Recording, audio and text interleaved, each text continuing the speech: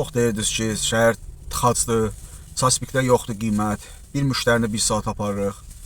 İndi boşdur şəhər, sürürsünüz aşağı yuxarı, necədir? Var, qiymət var, yoxdur. Neçə kilometri şumalı 20 qəpiyə gedirsiniz, belə olacaq da bilmirdiniz. Qardaş, indi başlayacaq yenə, birinci gündən dəlixana başlayacaq. Çox maraqlıdır ki, mən arada fikirləşirəm, necə bu aynada zatda oturanlar bunu fikirləşmirlər. Taksi də ictimai nəqliyyat gedir də, düzdür? Taksiyə də icazə versələr Bakbuz xəttinə girməyə, gör nə qədər tıxacın qarşısı azalar.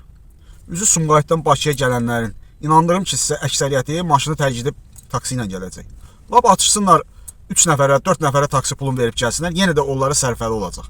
10 maşından, inandırım sizi ki, 10 maşından 7-si maşını tərcih edib gələcək, taksi ilə gələcək. Onda taksiyə də, necə deyərlər, tələbat çoxalacaq. Qiymətlərdə də biraz fərq olacaq. Hətta işə vaxtında gedib gəlmək istəyən adamlar üçün də sərfəli olacaq.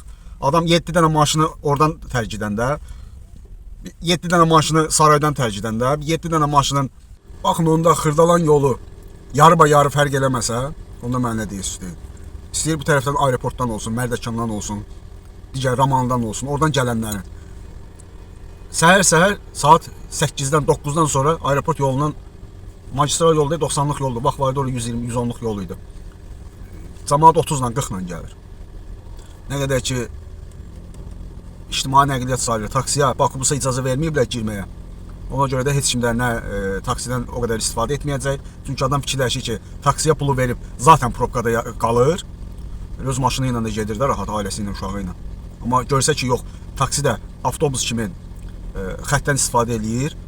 Ondan 3 dəfə tez çatır. İnandırım sizi ki, yəni bu problem də aradan qalxacaq, tıxac problemi də aradan qalxacaq. Taksidə də normal vəziyyət yaranacaq. Hər şey stabilləşəcək. Ondan sonra mənə elə gəlir ki, müəyyən bəzi işləri də ki, özləri axtarıb tapsalar. Ümumiyyətlə, yəni, taksi sürücülərinin fikirlərini öyrənsələr, oradan 10 fikirdən 3 dənəsini seçib götürsələr, Bakıda hər şey vəziyyət yaxşılaşar. Bu mənim fikrimdir. Təşəkkür.